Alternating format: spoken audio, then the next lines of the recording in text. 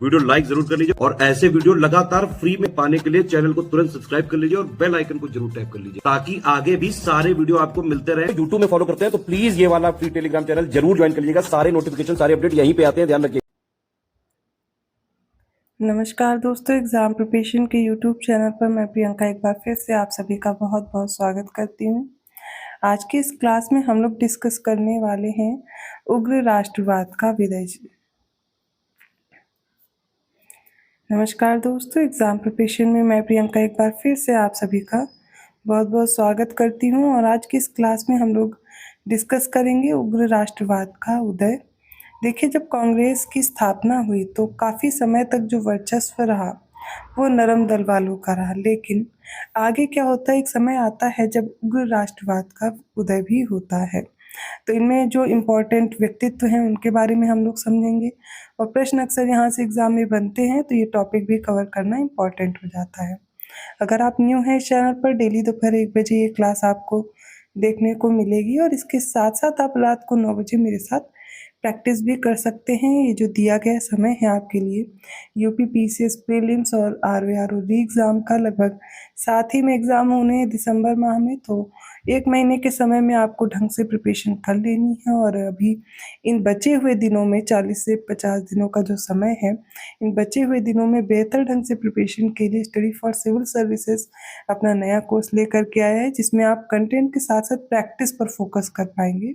तो complete study material दिया जा रहा है, जिसमें आपको जो एग्ज़ाम ओरिएंटेड कंटेंट है वो तो दिया ही जाएगा, साथ में प्रैक्टिस बेहतर ढंग से कराई जा रही है पेड क्विज टेस्ट सीरीज़ के माध्यम से, जिससे आप ज़्यादा से ज़्यादा प्रैक्टिस करके अच्छे नंबर ला सकें। और ये तभी हो सकता है जब आप उसी एग्ज़ाम पैटर्न को फोकस करें जो अभी तक पूछा जा रहा है, जो लेटेस्ट ट्रेंड रहा है। इसके लिए आपको पीवाईक्यू एनालाइज करना पड़ेगा और इसके लिए आपको कुछ भी मेहनत करने की ज़रूरत नहीं है। कोर्सेज़ में सब कुछ दिया गया, आपको सिर्फ उतना ही स्टडी मटेरियल फॉलो करना है। उसके अलावा कुछ भी, कोई भी बुक, कोई भी मैगज़ीन या अदर कोई सोर्स की ज़रूरत नहीं पड़ने वाली। तो बेहतर रहेगा आपके लिए कोर्स। डिस्क्रिप्शन बॉक्स में मैंने नंबर अवेलेबल कराया है, आप उस पर कॉल या मैसेज करके इन्फॉर्मेशन ले सकते हैं। अदरवाइज़ गूगल प्ले स्टोर से स्टडी फॉर सिविल सर्विसेज का ऐप डाउनलोड कीजिए और ज्ञान से कूपन कोड अप्लाई कीजिएगा, आपको डिस्काउंट भी मिल जाएगा। तो इन सारे कोर्सेज़ की फैसिलिटीज़ या फिर जो भी इन्फॉर्मेशन है, ठीक है, वो आपको डिस्क्रिप्शन बॉक्स में वहाँ पर भी मिल जाएगी। और कोशिश कीजिएगा कि आप जो भी कोर्स ले रहे हैं, जिससे भी प्रिपरेशन कर रहे हैं, वो एग्ज़ाम ओरिएंटेड ही हो, ना कि कंटेंट आपको ढेर सारा दे दे और आप उससे पढ़ कर के एग्ज़ाम क्वालिफाई भी ना कर पाएँ, तो वही पढ़ना है। और इस चैनल पर आप मेरे साथ प्रिपरेशन कर रहे हैं, काफ़ी लंबे वक्त से प्रिपरेशन चल रही है और देख रहे हैं काफ़ी टॉपिक मैंने कंप्लीट कराए हुए हैं। और अभी जो बचे हुए दिनों में मैंने जीएस के मोस्ट इम्पॉर्टेंट टॉपिक का रिवीजन लिया हुआ है, तो अभी तक आप लोग जो पढ़ चुके हैं अच्छे से रिवाइज करेंगे मेरे साथ। और आज का जो टॉपिक है बहुत इम्पॉर्टेंट है, चलिए स्टार्ट करते हैं। तो सबसे पहले देखिए, 1890 के पश्चात भारत में उग्र राष्ट्रवाद का उदय प्रारंभ हुआ था और 1905 आते आते इसने अपना पूर्ण स्वरूप धारण कर लिया। क्या होता, 1892 की भारतीय परिषद अधिनियम की राष्ट्रवादियों ने ये कहकर आलोचना कर दी थी कि यह अपने उद्देश्यों की पूर्ति में असफल रहा है। तो 1897 में पुणे के नाटू बंधुओं को बिना मुकदमा चलाए देश से निर्वासित कर दिया गया और तिलक और अन्य नेताओं को राजद्रोह फैलाने के आरोप में गिरफ्तार करके लंबे कारावास का दंड दिया गया। 1898 में भारतीय दंड संहिता की धारा 124A का दमनकारी कानून नए प्रावधानों के साथ पुनः स्थापित और विस्तृत किया गया तथा एक नई धारा 156A जोड़ी गई। कलकत्ता कॉरपोरेशन एक्ट 1899 द्वारा कलकत्ता निगम के सदस्यों की संख्या में कमी भी कर दी गई और भारतीय विश्वविद्यालय अधिनियम 1904 के द्वारा विश्वविद्यालयों पर अब सरकारी नियंत्रण और कड़ा कर दिया गया। सरकार को सेनेट द्वारा पारित प्रस्तावों पर निषेधाधिकार दिया गया। बाल गंगाधर तिलक ने कहा था कि आज के उग्रवादी कल के उदारवादी बन जाएंगे, ठीक उसी प्रकार जैसे कि आज के जो उदारवादी हैं वो बीते कल में उग्रवादी थे। तो ये कथन भी पूछा जाता है किसका है, याद रखिएगा, ये बाल गंगाधर तिलक का है। 1903 से 1905 के दौरान उदारवादी जिन्होंने बंगाल विभाजन के विरोध में सक्रिय भूमिका निभाई थी, उनमें कौन कौन थे, तो सुरेंद्र नाथ बनर्जी हो गए, के मित्रा हो गए, पृथ्वीश चंद्र राय हो गए, ये सारे उदारवादी दल से आते थे। और 1905 में गोपाल कृष्ण गोखले की अध्यक्षता में भारतीय राष्ट्रीय कांग्रेस के वार्षिक अधिवेशन में निम्न 2 प्रस्ताव पारित किए गए थे। पहला तो प्रस्ताव था कर्जन की प्रतिक्रियावादी नीतियों और बंगाल विभाजन की आलोचना करना।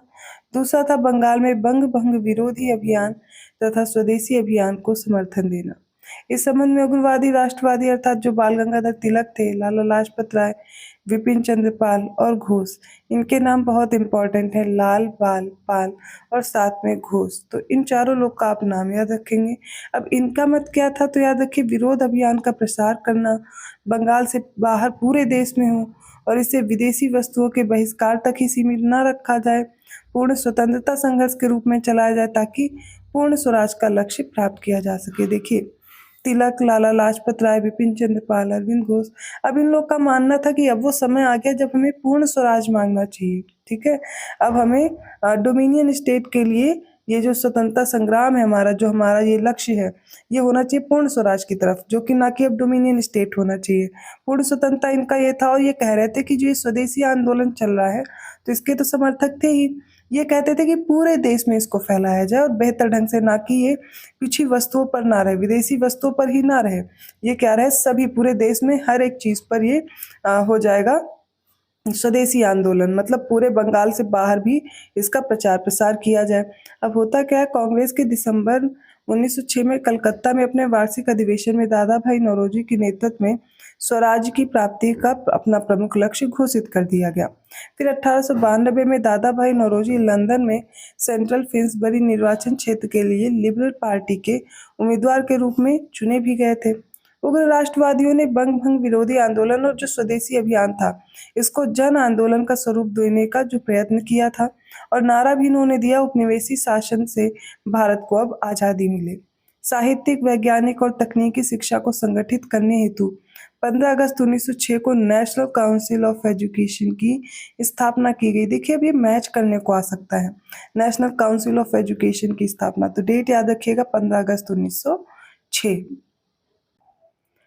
प्रसिद्ध भारतीय कला मर्मज्ञ थे नंदलाल बोस। इन्होंने भारतीय कला के प्रोत्साहन में महत्वपूर्ण योगदान दिया और 1907 में स्थापित जो हुई Indian society of oriental art, इसमें प्रथम छात्रवृत्ति पाने वाले इन्होंने गौरव हासिल किया। तो ये पहले व्यक्ति थे जिन्होंने स्कॉलरशिप पाई थी Indian society of oriental art से।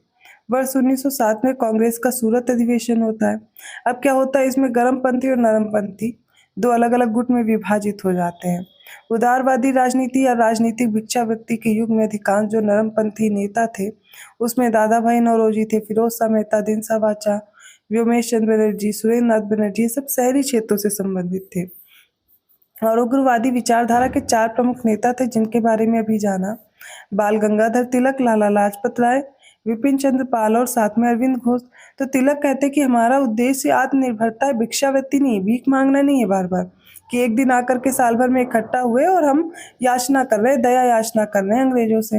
लाला लाजपत राय, बाल गंगाधर तिलक और विपिन चंद्र पाल को लाल बाल पाल के नाम से भी जाना जाता है। साइमन कमीशन का विरोध करते समय लाठीचार्ज हुई थी जिसमें लाला लाजपत राय घायल हो गए थे और इनकी मृत्यु हुई थी कब, 17 नवंबर 1928। डेट याद रखिएगा 17 नवंबर 1928 को। कांग्रेस के नरम दल के नेताओं की आंदोलन की प्रमुख जो पद्धति थी वो संवैधानिक आंदोलन अर्थात प्रशासन में भारतीयों की भागीदारी की मांग, जनता में राजनीतिक जागरूकता उत्पन्न करना था। दादा भाई नौरोजी ने भारत के लिए स्वशासन या स्वराज की मांग की थी 1904 में इंटरनेशनल सोशलिस्ट कांग्रेस में। 1905 में कांग्रेस के बनारस अधिवेशन में अपने संदेश में भी इन्होंने स्वशासन की बात की थी। वर्ष 1906 में कांग्रेस अधिवेशन में अध्यक्षीय भाषण में स्वराज की मांग रखी गई थी। उग्र विचारधारा वाले नेताओं ने कांग्रेस के बारे में अब नकारात्मक टिप्पणियां करनी शुरू कर दी। उनमें से एक थे बाल गंगाधर तिलक। इन्होंने क्या कहा कि ये जो भारतीय राष्ट्रीय कांग्रेस है ये याचना अर्थात भीख मांगने वाली संस्था है, बेगिंग इंस्टीट्यूट है। वर्ष 1906 के बाद भारतीय राजनीति में कांग्रेस के भीतर जो है गरम दल का प्रभाव बढ़ने लगा। गरम दल का नेतृत्व कौन कर रहे थे, तो बाल गंगाधर तिलक, लाला लाजपत राय, बिपिन चंद्र पाल, अरविंद घोष, इन्होंने मिलकर के किया। इन नेताओं ने स्वराज को अपना लक्ष्य बनाया था। लाला लाजपत राय को याद रखिएगा शेरे पंजाब के नाम से भी जाना जाता था। ये भारतीय राष्ट्रीय कांग्रेस में गरम दल के नेता थे। और ये पंजाब के प्रतिनिधि थे और इन्हें पंजाब केसरी के नाम से भी जानते थे। लाला लाजपत राय ने इटली के क्रांतिकारी थे मैजनी इनके जीवन वृत्तांत को पढ़ा था और इन्हें अपना राजनीतिक गुरु माना था। तो याद रखिएगा लाला लाजपत राय के राजनीतिक गुरु कौन रहे, तो ये मैजनी को अपना गुरु मानते थे। बाद में उन्होंने मैजनी की जो उत्कृष्ट रचना थी the duties of the man, इसका उर्दू में अनुवाद भी किया था।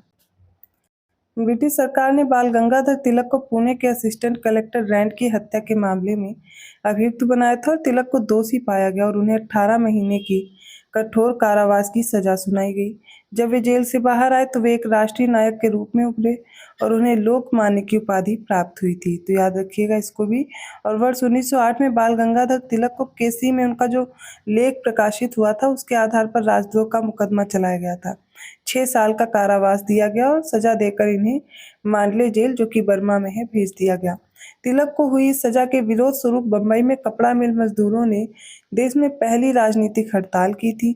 मांडले जेल में ही इन्होंने गीता रहस्य नामक पुस्तक लिखी थी। गीता रहस्य पुस्तक किसकी है तो अब आपको याद रहना चाहिए। बाल गंगाधर तिलक पहले व्यक्ति थे जिन्होंने किसानों को सूखा, अकाल, महामारी के कारण उनकी फसल पैदा न होने पाने की जो दशा है इसमें भू राजस्व का भुगतान नहीं करने की सलाह भी दी थी। बार बार कारावास का सामना करने वाले कांग्रेस और राष्ट्रवादी नेता थे बाल गंगाधर तिलक 1897 में राजद्रोह के खिलाफ असंतोष का प्रचार करने के खिलाफ इन्हें 18 माह की जेल सुनाई गई थी, सजा सुनाई गई थी और 1908 में फिर से उन पर राजद्रोह भारतीयों और अंग्रेजों के बीच जो नस्ली विरोध है इसको तेज करने का आरोप लगाया गया था। जब वायसराय एल्गिन ने भारतीय मिलों में निर्मित कपड़ों पर उत्पाद शुल्क लगा दिया था तब उन्होंने स्वदेशी आवाहन और ब्रिटिश वस्तुओं का बहिष्कार किया था। बाल गंगाधर तिलक की 1 अगस्त 1920 को मृत्यु हो गई थी। अब उनकी अर्थी को पूछा जाता है कि इन्होंने उठाया था तो महात्मा गांधी थे, इनके साथ मौलाना शौकत अली थे, डॉक्टर सैफुद्दीन किचलू भी थे। मौलाना हसरत मोहानी ने उस समय शोक गीत पढ़ा था। इम्पोर्टेंट फैक्ट है, स्टार लगा लीजिएगा, इम्पोर्टेंट है।